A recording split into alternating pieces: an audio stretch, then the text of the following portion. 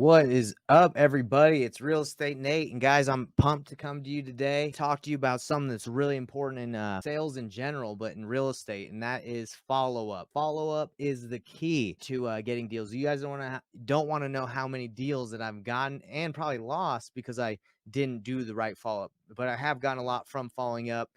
From people basically just dropping the ball and me staying consistent with. All right, guys. So today, I'm going to show you how to follow up. What's the difference between automated follow up and manual follow up? Okay. Because you need to know both if you want to be successful. Honestly, like the automated follow up, that's probably something that like I didn't understand and not a lot of people understand in the beginning.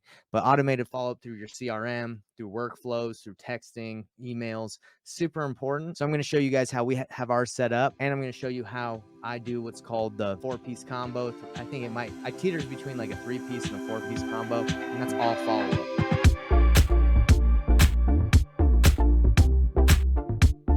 But first, let's dive into what is automated follow up.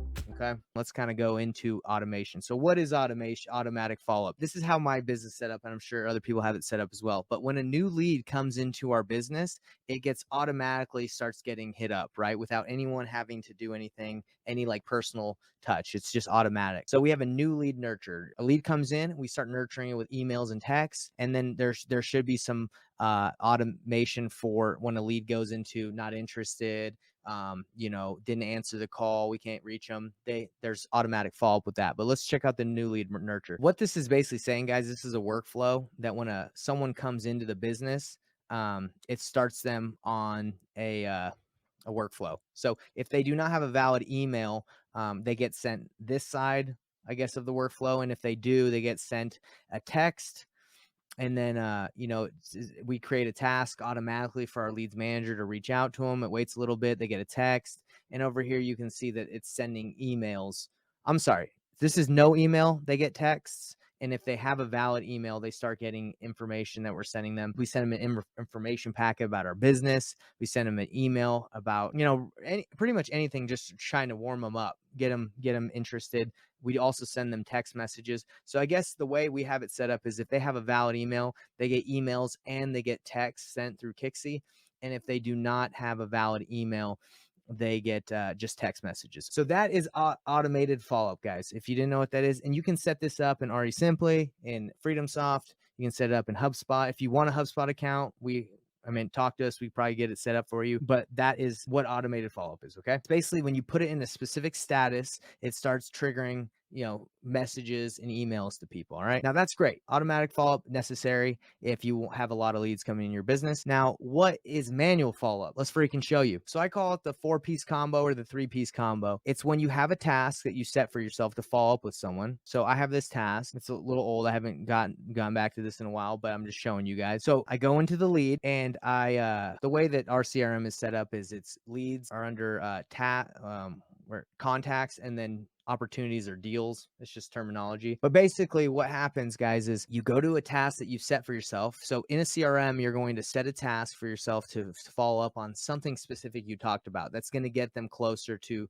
you closing the deal. So I wanted to follow up on a video and what her husband wants to do. So I had made her an offer to do an option to purchase agreement where we basically just push it out to our buyers and we let her know that we could wholesale it. And she said she talked to her husband. I think she told me she was going to end up listing it, but I'm going to follow up anyway. Now, when I follow up, it's manual. It's not automatic. It's not automated. I do these things. I call. Now, if they do not answer, I call again because sometimes people don't answer the first call. So I call 2 to 3 times. So that's one piece of the combo. Next thing is I text. So that's 2 pieces of the combo, and I leave a voicemail. Okay, so that's the 3-piece combo. And sometimes if I have their email, I call it the 4-piece combo because I'll send an email. So I call multiple times, I'll text, I'll leave a voicemail, and I'll send an email. So 3 or 4-piece combo, whatever you feel is necessary for the follow-up. So let's give her a call right now. Let's see if she answers. All right, 801-209-1183.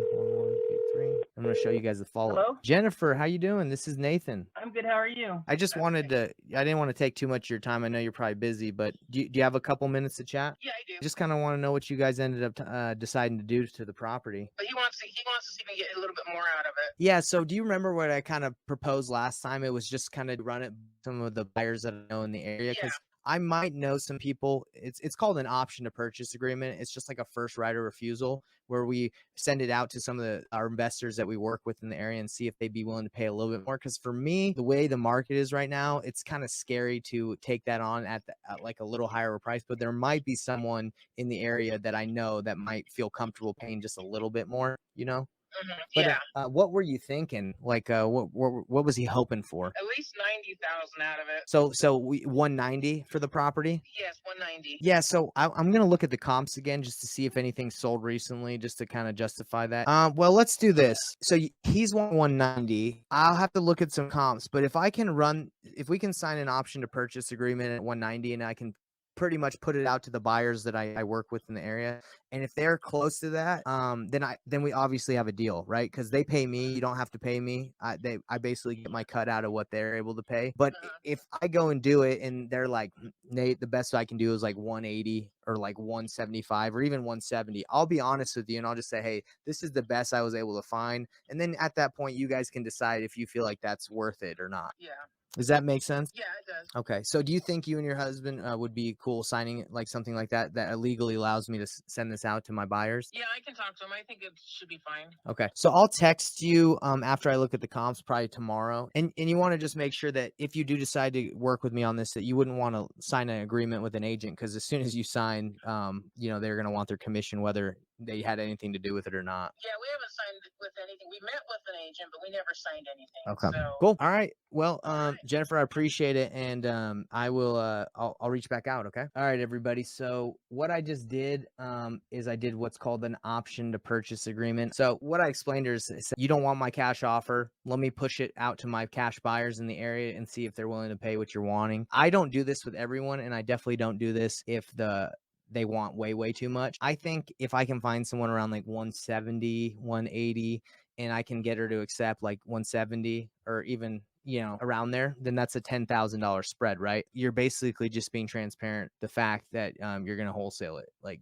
you don't even call it wholesaling. You just say, let me run it by my partners. And the reason why I like this strategy is because I gave her my low offer. I already tried seller finance and they're not really interested. But if I push this out and I say, hey, I checked with like 100 investors in the area and all of them are at way less than what you want, then the options to do seller financing, the options and my cash offer is going to look more appealing. So I want to help her out. I want her to win. And hopefully, I can find someone through doing the option to purchase. But if I can't, then, at least I did my best. We're working together like as a team now. And that's the cool thing that I like when I talk to sellers is like, I'm not trying to push anyone to take my cash offer if they don't feel confident with it. I have many tools that I can use. If you don't like my cash offer, I can list it for you. I'm not an agent, but I can find an agent to list it. If you don't want to list it, I can do seller finance. I can do novation. I can do an option to purchase. I have multiple tools. So if someone doesn't accept that low offer, then, we can still get it done somehow. Okay. That's what you need to monetize all your, maximize all your leads. So this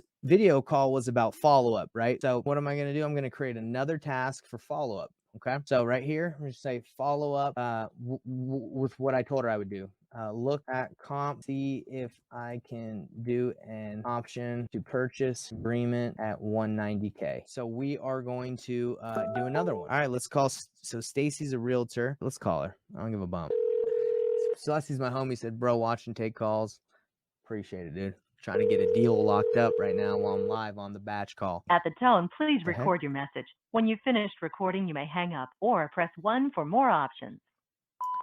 Hey, I'm just calling to chat with you about the property that you have listed. My one of my employees put a property, your number down for property that listed in Ogden, 424 North 660 East. Give me a call back. I'd like to make an offer on the property and chat with you about it. Thanks. Bye. Okay, so there you go. That was the voicemail. And the cool thing, if you guys don't have Kixie, the really cool thing is it has a button where you can press and it will just leave an automatic voicemail. Just say, hey, call me back. I didn't use that on this one, but it's whatever. So then what else you can do, guys, is send an SMS from here. And by the way, guys, there is a automated text templates in here too, which is really cool. So you can just go, no answer, left voice. Hey, this is Nathan. I just left you a voice. When would be a good time to chat about the property? Great. So I didn't have to even text that out. So I'll send that. 3 piece so far.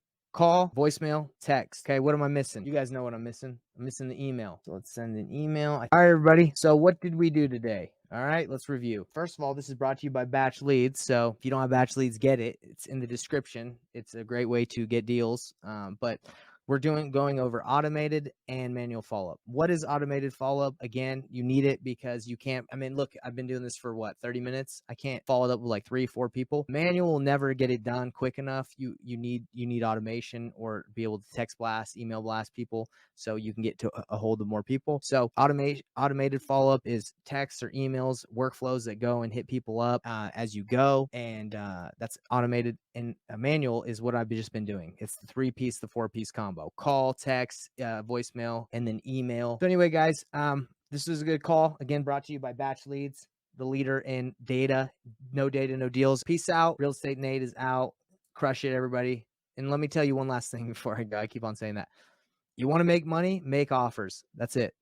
Okay? You're not making offers, you're not making money. So go make some offers, call some sellers.